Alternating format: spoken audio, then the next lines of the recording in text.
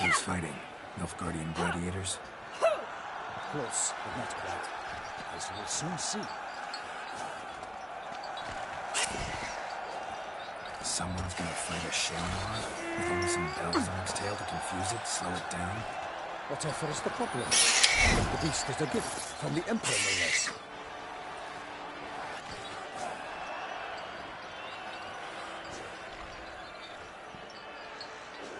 This is dangerous. Bells on its tail aren't enough. I saw a festival of the sword of the arena of Nuremberg. There, a knight came to the Shelmar with bells on its tail. Might have gotten lucky. Shelmar might have been lame. Who knows? Only a Witcher has a real chance against a healthy Shelmar. And that's not even every Witcher.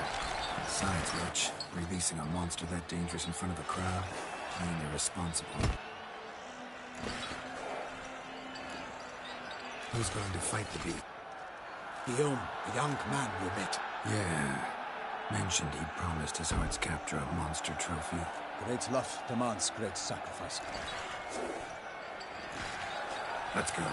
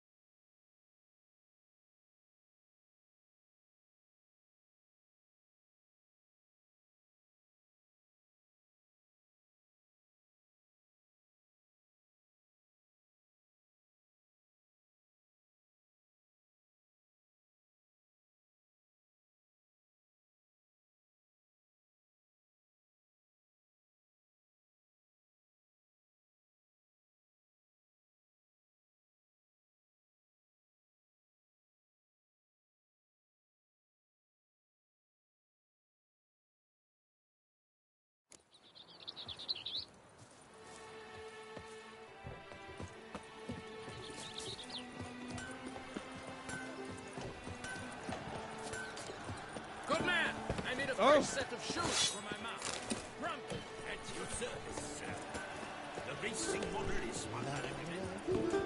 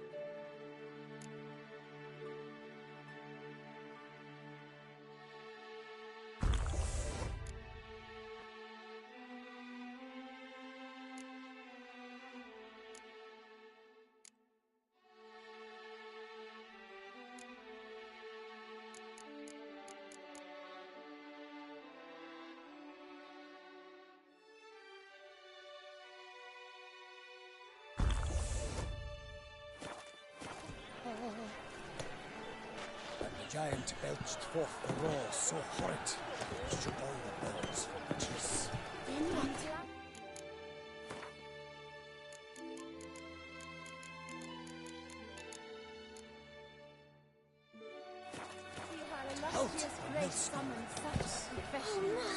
But virtue always trumps him. This friend was at his side. I'm sorry. Guillaume bested Goliath, restored peace to the land. Please give them my condolences.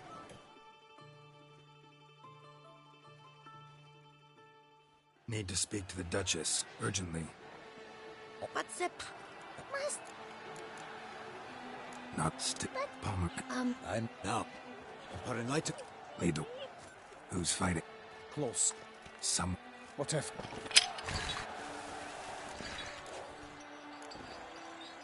I saw Might have... Some... Who's... Guillaume. Yeah, Great. let's get...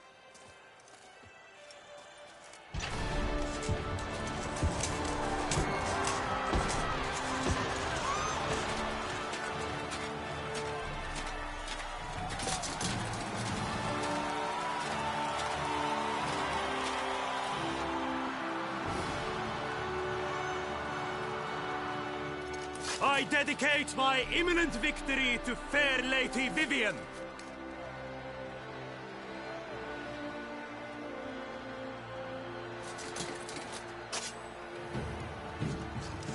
It's begun. The fight shall have to end first. We must wait.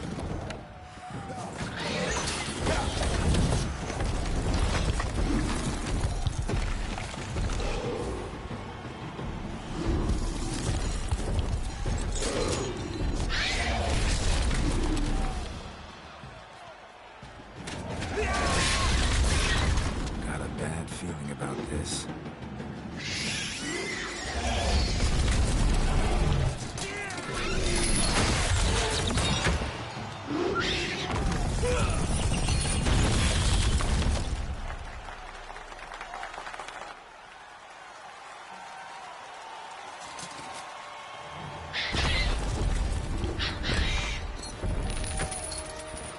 Damn it.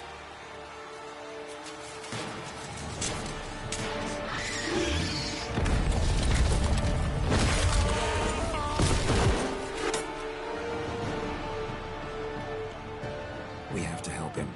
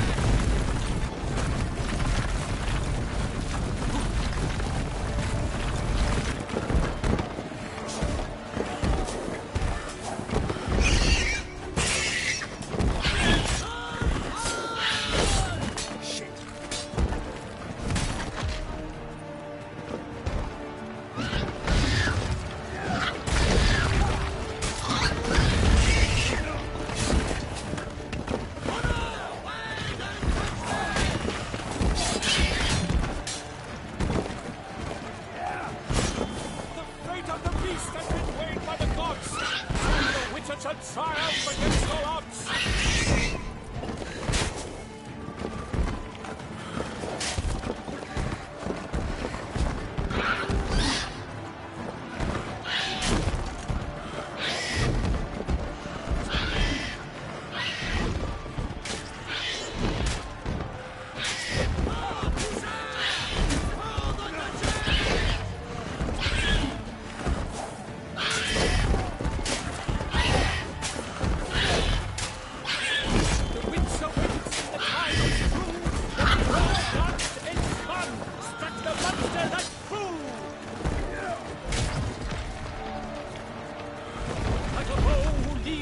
Love's first spurt, so the witcher wooed the Selma that his foul heart burned.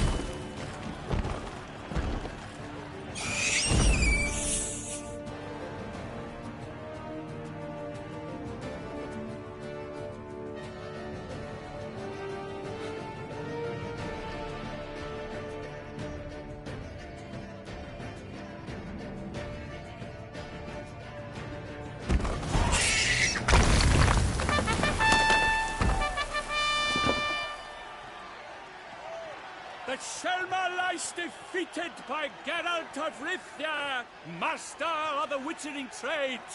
Behold, as the last gasps of life seep from the beast.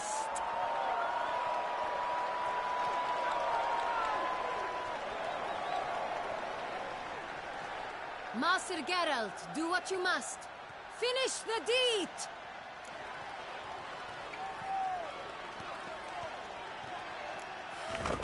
It's suffered enough.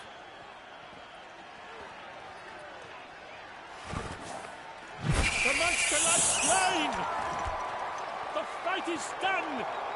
Praised be the victors!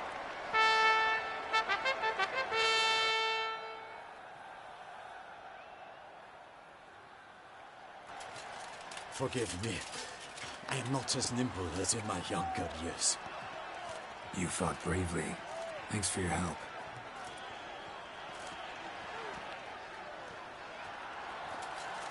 Guillaume. The lad came damned close to dying. I'm fine. Not hurt at all. Vivian? Smile as befits a hero and keep silent. Speech clearly pains you. She approaches.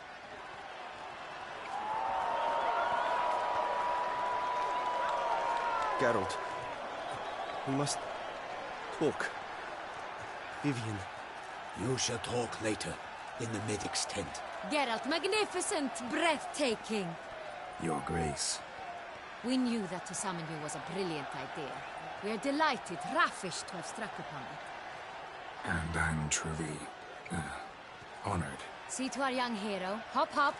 For we must make off with Geralt. We should talk. We had been long awaiting your arrival. Had nearly lost hope. Then suddenly, that entrance, so spectacular.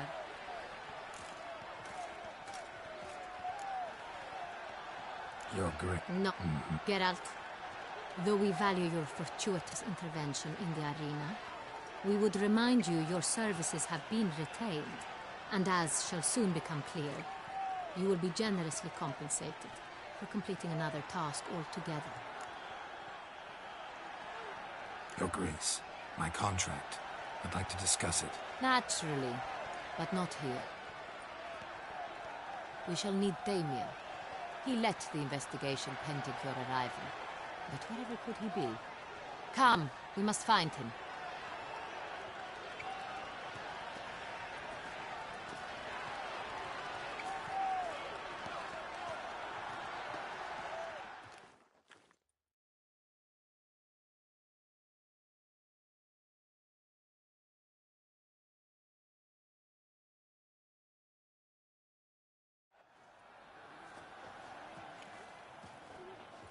Tell us, have you come alone?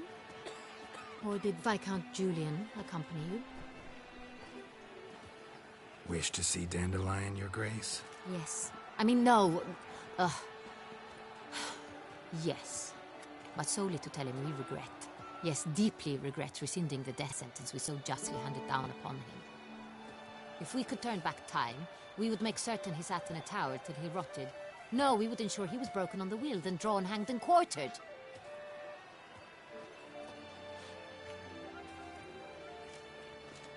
Ah, the very man we would entrust with these tasks. Damien de la Tour, captain of my personal guard. Your Grace. Witcher. Greetings. Sorry to have to tell you, but the guardsman handling the last victim's body... I know already. The creature in the cellar of Corvo Bianco. Was it the beast? No. A Bruxa, a kind of vampire. Not the beast, but tied to it in some way. You know this how? Through careful analysis of the evidence, both on the riverbank and at Corvo Bianco. Do you mean to insinuate the investigation thus far has been sloppy?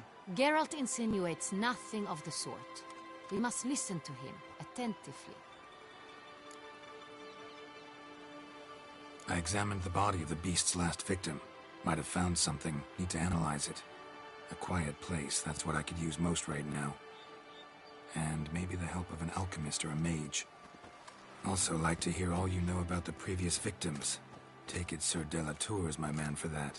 Firstly, call me Damien, please. Secondly, you should know I spoke against summoning you here. I've heard much about you. You bring trouble, or thus far have, always. And we've enough trouble as it is. Yet we are capable of defeating the beast on our own, without an outsider's help. I've no doubt about it. Damien, we settled the matter of the Witcher's employ some time past. Are the legends true? Do Witchers usually demand that which you find at home, yet did not expect?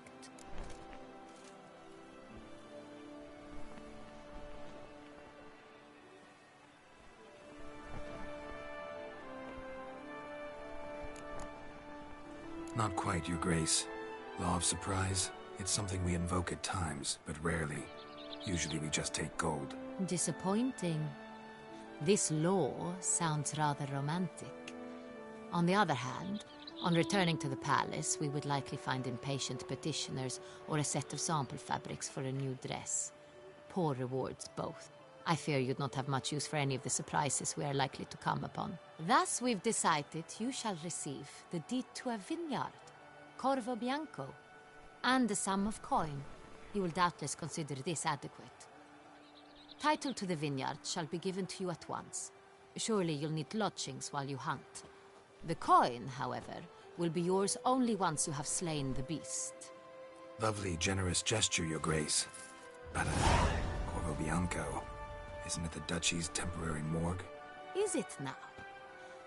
The Chancellery's bungled things again, we fear. Not to be left unsupervised for one instant. Yet, in its mood, a morgue should present minimal problems to a witcher. What's more, nothing enhances a wine's reputation better than a grim legend. Thank you, Your Grace. I accept the contract, of course. But as I said before, I'll need some information. How did it start? Who was the first victim? Crespi was the first to die. He was famed once for his many glorious tournament victories. Then he grew old, hung up his sword, and took to winemaking. Crespi was not loved by the wine merchants. He was ruthless in business and thought to cheat many a time. He asked us for a dispensation from all court ceremonies. We did not grant it. We could not. Once you've taken the oath of a knight, you remain a knight till death. How'd he die? Where'd they find the body? Quite unusual, the circumstance. He was at a feast when suddenly one of his fellow feastgoers noticed he was missing. The town watch found him an hour later. On his hands and knees, propped against the town pillory, his sword hanging from his neck. He had died of wounds inflicted with claws, not a weapon. Blows of great force. So he died suddenly, but the body was on its knees, meaning someone posed it.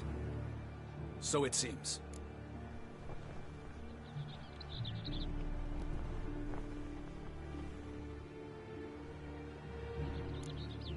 Second murder. In the city there are certain nooks.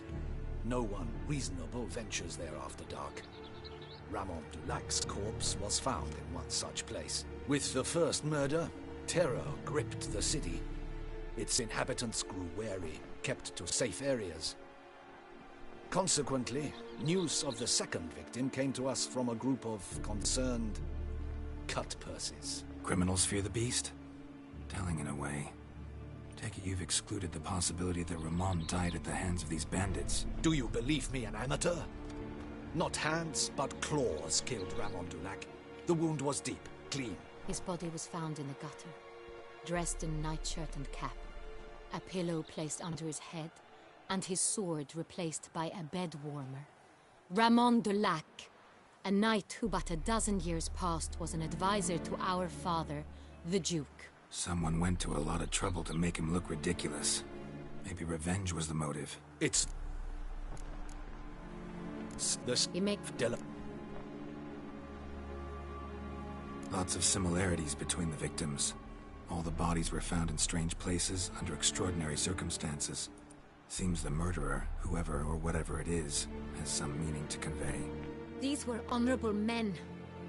We are horrified by the disdain, the disrespect with which they were treated. These were knights of Toussaint. Blast it. Might be the point. From what you say, none was a model of virtue.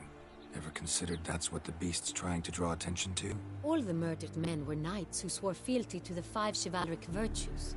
And even if the Knights of Toussaint swear fealty to what virtues exactly? honor, wisdom, generosity, valor, and compassion. Beast seems to be pointing up moral decay, denouncing it. Victims were all humiliated.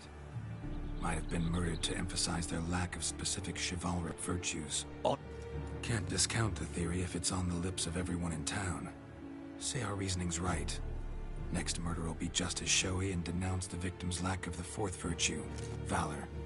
We can also assume that victim will be an elder knight. Let's think. At the moment, all the knights are either at the tourney grounds or in the palace gardens. Milton mentioned something. Seemed excited to prance around in a bunny costume. Not sure why. Hang on.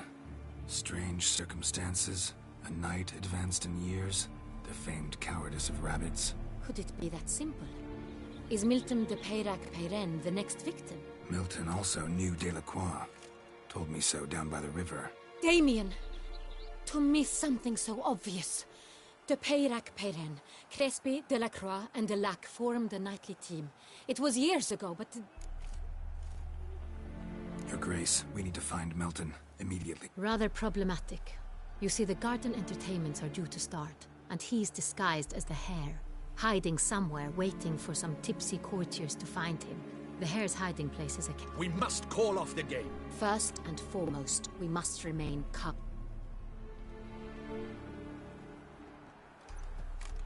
And you, Witcher, follow me. A murder is out of the question. I will not allow it. Horses? Ready our horses!